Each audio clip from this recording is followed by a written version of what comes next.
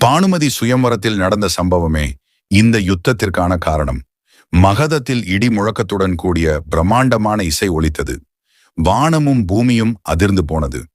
போர்க்களத்தில் வீரர்களின் கூக்குரல்கள், சலசலக்கும் கொடிகள், ஆங்காங்கே தீப்பந்தங்களின் புகை மண்டலங்கள் தென்பட்டது. மகாபாரதத்தின் இரு பெரும் தூண்கள் யுத்தம் செய்ய தயாராக இருந்தனர்.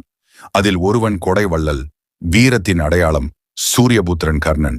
மற்றொருவன் மகதத்தின் முடிசூடா மன்னன், அசுர பலம் கொண்ட ஜராசந்தன். அவன் தனது சிம்மாசனத்தில் அமர்ந்திருந்தான். அவனது முகம் செருக்கும் அகங்காரமும் நிரம்பி வழிந்தது. அவனை சுற்றி மற்ற மன்னர்கள் அச்சத்துடன் நின்றனர். ஆனால் ஜராசந்தன் வெகு ஆக்ரோஷமாக, "வா அங்கதேசத்து மன்னா, உன் வருகைக்காகத்தான் நான் காத்து கொண்டிருந்தேன். கலிங்க நாட்டில் உனது வீரம் அனைவரையும் மெய்சிலிருக்க வைத்ததாம். அது உண்மை என்றால் உனது வீரத்தை இந்த மகத மன்னனிடம் வெளிப்படுத்து" என்றான். அதோடு, "என்ன அங்க மன்னா, என்னுடன் யுத்தம் புரிய தயாரா?" என்று ஆணவத்துடன் கூறினான் ஜராசந்தன். அதை கேட்ட கர்ணன் சற்றும் அஞ்சவில்லை. தன் தேரில் கம்பீரமாக, அசைக்க முடியாத தன்னம்பிக்கையுடன் நின்றான். "உடனே யுத்தத்திற்கு நான் தயார்" என்று பதில் உரைத்தான் கர்ணன். பின்பு அந்த இரு மதம் கொண்ட யானைகளும் தங்களது வீரத்தை நிரூபிக்க களத்தில் இறங்கின. அதை கண்ட அங்கிருந்த வீரர்கள் அனைவரும் அந்த யுத்தத்திற்கு சாட்சியாக நின்றார்கள். உடனே யுத்தமும் துவங்கியது. ஜராசந்தனின் வில்லிலிருந்து புறப்பட்ட அம்புகள் தன் எதிரியை தாக்க சீறிக்கொண்டு பாய்ந்தது. ஆனால் எதிரே நிற்பவன் ஒரு சாமானியன் அல்ல. வீரத்தில் விஜயனுக்கு நிகரானவன் அல்லவா? தொடுத்தான் தனது பாணங்களை. சீறி வந்த அம்புகள் சில நொடிகளில் மறைந்து போயின. பார்த்தான் ஜராசந்தன். "உன் அற்ப ஆயுதங்களால் என்னை நீ தடுக்க முடியாது" என்று பல திவ்ய அஸ்திரங்களை கர்ணன் மீது தொடுத்தான். ஆனால் கர்ணன் சிரித்துக்கொண்டே, "என் திறமையை என் அம்புகள் பேசும் மன்னா" என்று கூறிவிட்டு அனைத்து திவ்ய அஸ்திரங்களையும் கனப்பொழுதில் முறியடித்தான்.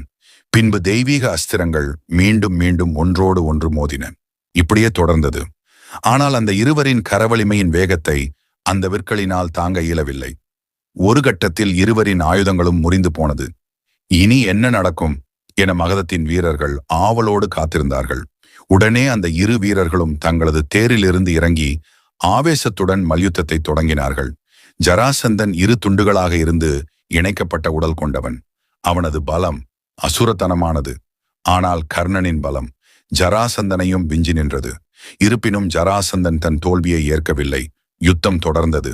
வலிமை மிக்க அந்த இரு சிங்கங்களும் ஒன்றை ஒன்று வீழ்த்துவதற்கான முயற்சியை செய்து கொண்டே இருந்தது. இதனால் அந்த போர்க்களமே ஸ்தம்பித்து போனது. இந்த கொடூர மல்யுத்தத்தில் யார் வீழ்வார்கள், யார் வெற்றி வாகை சூடுவார்கள் என்ற குழப்பத்தில் நின்றார்கள் அங்கிருந்த வீரர்கள்.